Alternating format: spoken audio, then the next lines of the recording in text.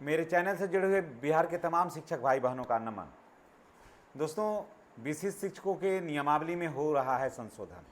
जी हाँ, मैं आपको बता दूं कि विशिष्ट शिक्षकों के नियमावली में कुछ ऐसे बातें हैं जिसके वजह से विशिष्ट शिक्षकों को ज़्यादा लाभ नहीं दिया जा सकता है। तो उनके जो नियमावली है 2023, उसमें संशोधन बिल्कुल संभव है और संशोधन होगा। जी हाँ, ये मैं नहीं कह रहा हूँ, ये एक अंदर की खबर आ रही है निकल कर कि विशिष्ट शिक्षकों के का जो नियमावली है उसमें होगा संशोधन।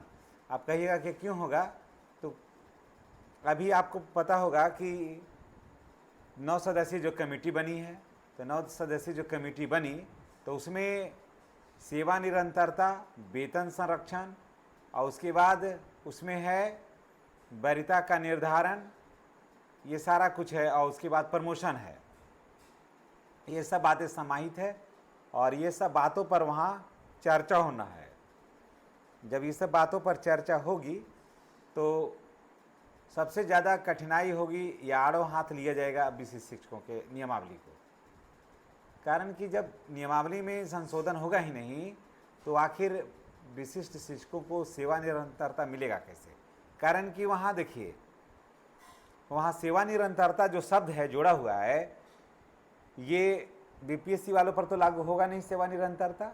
एक गौर से इस बात को सुनिएगा और समझिएगा, उसके बाद कमेंट करके आप बताइएगा। नियोजित शिक्षकों पर तो सेवा निरंतरता लागू होगा नहीं, क्योंकि ये ऑलरेडी सेवा निरंतरता उनको मिल रहा है। बीपीएससी से जो बहाल शिक्षक हैं TRE1, TRE2, वो जब से बहाल हैं उनका सेवा कंटिन्यू है, तो वहाँ तो उनको मिलेगा नहीं। सेवा निरंतरता जो शब्द है वो जुड़ा हो गया है किसके लिए? विशिष्ट शिक्षकों के लिए, कि विशिष्ट शिक्षकों को के लिए ही सेवा निरंतरता जैसे शब्द जुड़ा हुआ है।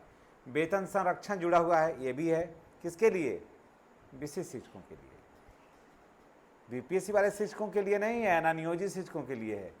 तो ये जो 9 सदस्यीय कमेटी जो बनी है, तो मैं ये क्लियर मैं बता देना चाहता हूँ कि ये बना है सिर्फ और सिर्फ विशिष्ट शिक्षकों के लिए। अगर लाभ देगा तो विशिष्ट शिक्षक को ये कमेटी, और हानि देगा तो विशिष्ट शिक्षकों को ये कमेटी। नहीं तो और कोई अगर मन में कुछ बना के रखे हैं तो उनको कुछ ही तरह का ना लाभ होगा ना हानि होगा, जैसे हैं वैसे रहेंगे। लाभ होगा तो विशिष्ट शिक्षक को और हानि होगा तो विशिष्ट शिक्षक को ही। कारण कि गौर से ज़रा सोच लीजिए कि कालबद्ध प्रोन्नति की बात किसकी होगी? बीपीएससी वाले का तो नहीं, नियोजित शिक्षक का भी नहीं। कारण कि नियोजित शिक्षक का ऑलरेडी कालबद्ध प्रोन्नति का मामला है। 12 साल, 8 साल, 4 साल के बाद तो नियोजित शिक्षकों को मिल ही रहा है। बीपीएससी वाले तो अभी नए नए हैं, तो इनका तो अभी होगा तो होगा, तो यहाँ तो नहीं हुआ। सेवा निरंतरता विशिष्ट शिक्षक को मिलेगा, नियोजित शिक्षक को मिल ही रहा है, बीपीएससी वाले को तो बात ही नहीं है। कालबद्ध प्रोन्नति का भी यही बात है, स्नातक ग्रेड प्रोन्नति का यही बात है। सेवा निरंतरता जो शब्द है वो विशिष्ट शिक्षकों के लिए है। कारण कि विशिष्ट शिक्षक ही जो हैं उन्हीं को सबसे ज़्यादा ज़रूरत है। वेतन संरक्षण का भी जो मांग है तो विशिष्ट शिक्षकों से ही जुड़ा हुआ है। मैं आपको एक महत्वपूर्ण बात बताता हूँ, थोड़ा आप इसे समय दीजिए और इसको देख लीजिए, जान लीजिए। कारण कि हर शिक्षक को इस सब बातों का थोड़ा सा जानकारी होना चाहिए। कि देखिए उनका क्या था नियमावली में, कि भारत सरकार के संविधान के अनुच्छेद 309 के पारंतुक के अधीन प्रदत्त शक्तियों का प्रयोग करते हुए बिहार के राज्यपाल स्थानीय निकाय में नियुक्त शिक्षकों को विद्यालय अध्यापक नियुक्ति, हस्तांतरण, अनुशासनिक कार्यवाही एवं सेवा शर्त नियमावली तैयार किया है ना। जो इनका नियमावली था 2000 विशिष्ट शिक्षकों का नियमावली था, उसकी बात मैं कह रहा हूँ। संक्षिप्त में यह नियमावली बिहार विद्यालय विशिष्ट शिक्षक नियमावली कही जाएगी, 2023 कही जाएगी, और जिसका विस्तार संपूर्ण बिहार राज्य में होगा। यह अधिसूचना निर्गत होने की तिथि से प्रभावित होगी, यानी कि जैसे ही यह अधिसूचना जारी होगी उससे ये प्रभावित होगा और ये मानिए लागू हो जाएगा। ठीक है ना। तो ज़रा इसमें देखिए, इसमें ये चीज़ को थोड़ा जानना चाहिए। नियमावली जो वहाँ गया है उस पर अगर आशा लगा रहे हैं तो इस बात को जानिए थोड़ा कि विशिष्ट शिक्षक स्थानीय निकाय नियमावली 2020 के तहत उन्हें प्रदत्त पूर्ण वेतन संरक्षण पे प्रोटेक्शन प्राप्त करेंगे। यानी कि देखिए, जो विशिष्ट शिक्षक हैं, जो स्थानीय निकाय के, वो जब उसमें जाएंगे तो पे प्रोटेक्शन प्राप्त करेंगे। पे प्रोटेक्शन प्राप्त करेंगे, यही लाइन वहाँ जुड़ा हुआ है। तो पे प्रोटेक्शन जब प्राप्त करेंगे ही, तो 9 महीना क्यों लग गया इनको हासिल करने में? 9 महीना तो नहीं लगना चाहिए था, ऑलरेडी इनको मिलना चाहिए था, जबकि इन लोगों को 9 महीना से जो है पे प्रोटेक्ट जो इनका वेतन है अपना, वो नहीं मिल रहा है, जबकि इस बात का उल्लेख नियमावली में है।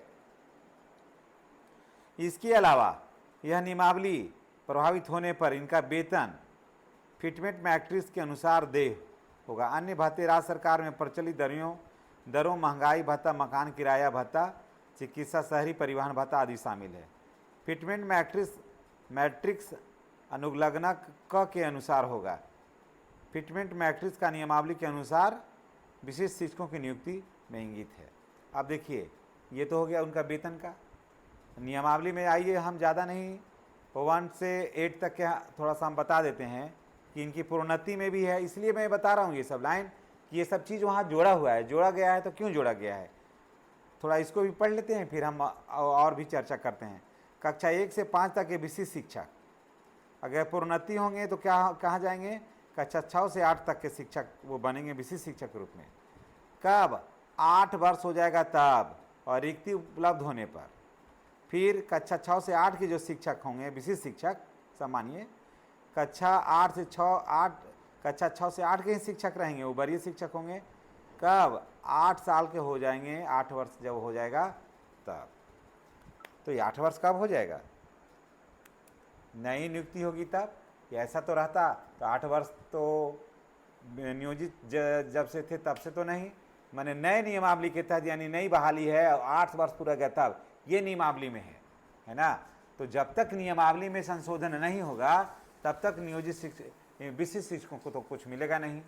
इसलिए विशिष्ट शिक्षक भाई बहनों को मैं यही कहूँगा कि आपके नियमावली में संशोधन होने जा रहा है। मैं आपको एकदम अंदर की पक्की खबर मैं दे रहा हूँ, आपके नियमावली में संशोधन होने जा रहा है, और आपको, जी हाँ, आपको वेतन संरक्षण तो मिलेगा ही मिलेगा, और सेवा निरंतरता जो शब्द है वो आपके लिए जोड़ा जा रहा है, और उसको जोड़ने के लिए नियमावली में संशोधन अति आवश्यक है।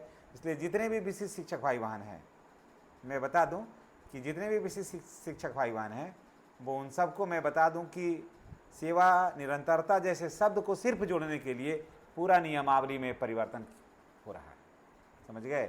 तभी जाकर के इनका हक जो है वो पूरा होगा, नहीं तो इनकी जो कहानी है वो अधूरी रह जाएगी।